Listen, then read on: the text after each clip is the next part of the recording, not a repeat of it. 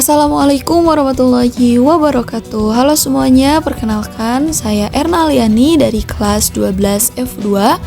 Di sini saya akan menjelaskan mengenai materi biologi kelas 11 tentang struktur jaringan pada tumbuhan. Nah, jaringan tumbuhan itu merupakan kumpulan sel yang mempunyai bentuk, struktur, dan fungsi yang sama pada suatu tumbuhan. Nah, teman-teman, jaringan pada tumbuhan itu terdapat dua macam jaringan loh.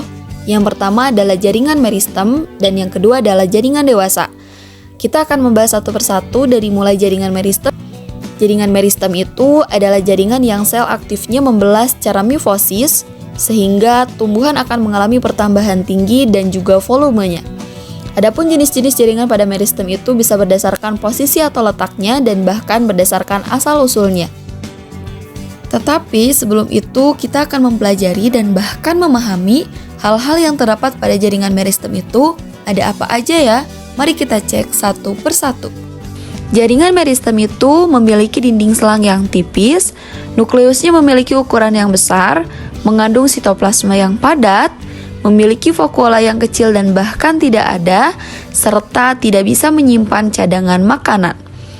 Jaringan meristem itu bersifat totipotensi tinggi, yaitu memiliki kemampuan sel untuk tumbuh dan berkembang menjadi individu lengkap seperti pada induknya.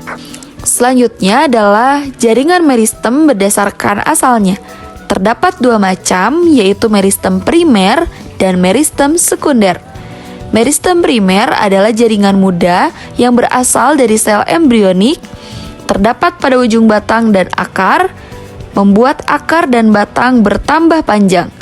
Selanjutnya adalah meristem sekunder, yaitu jaringan dewasa yang berhenti tumbuh tetapi menjadi embrional kembali.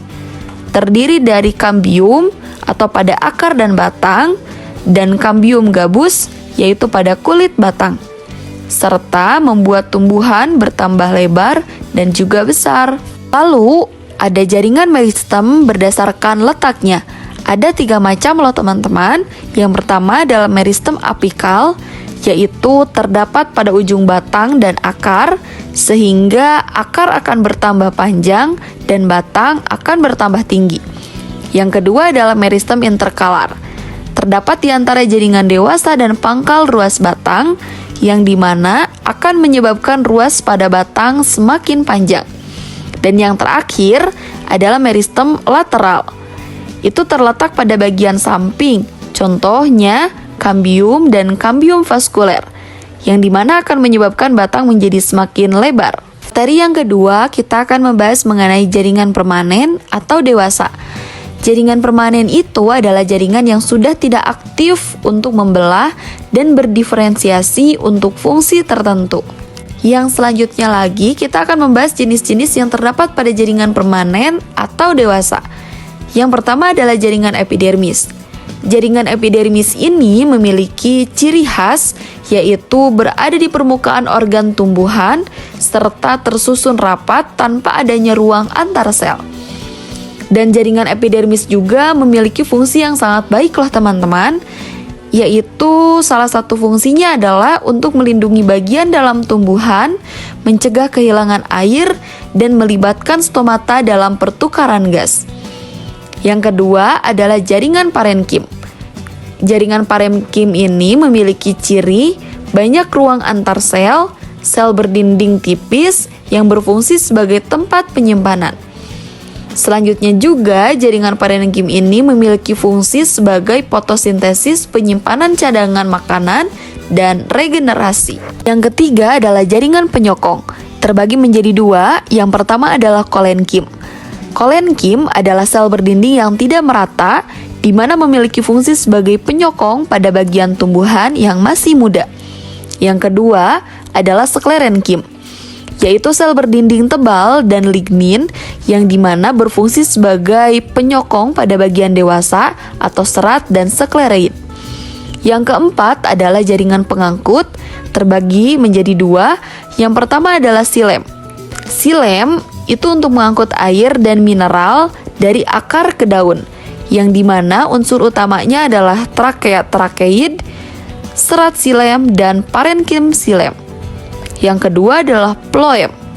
Phloem itu berfungsi untuk mengangkut hasil fotosintesis dari daun ke seluruh tubuh pada tumbuhan.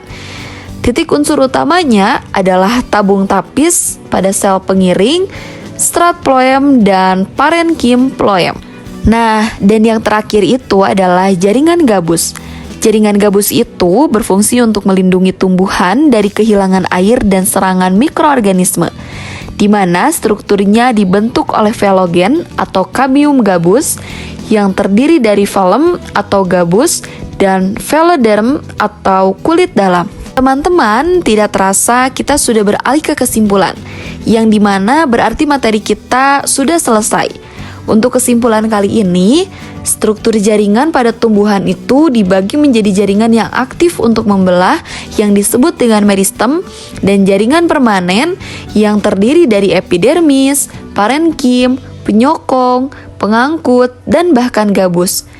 Dan nyatanya teman-teman, setiap jaringan itu ternyata memiliki peran khusus loh untuk menunjang pertumbuhan, transportasi, dan perlindungan pada tumbuhan. Dan saya berharap semoga dengan adanya materi kali ini itu dapat menambah wawasan bagi kita semua mengenai struktur yang terdapat pada jaringan tumbuhan. Dan terima kasih sudah menonton. Mohon maaf bila ada kesalahan. Bye-bye.